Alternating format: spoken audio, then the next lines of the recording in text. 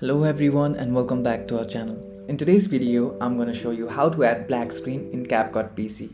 If you're new to CapCut PC and you don't know how to add black screen to your videos, I'm going to show you an easy hack to do it. So without any further ado, let's get into it. At first, open the CapCut app. Now click on create a new project. Now click on import to import the video that you want to edit. For now, I'll choose this video, click on import. Now I'll add it to the timeline like this. Now to add the black screen, simply click on stock material, and here you can search for black like this, and you'll find photos and also the videos of black screen. For now, I'll choose the photo. Click here to add it to the timeline.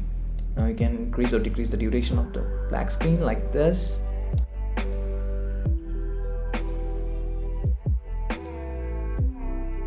Now if we play it,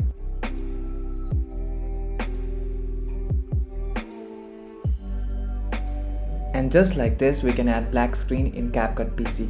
If you found this video helpful, don't forget to give this video a thumbs up and subscribe to our channel for more tutorials like this.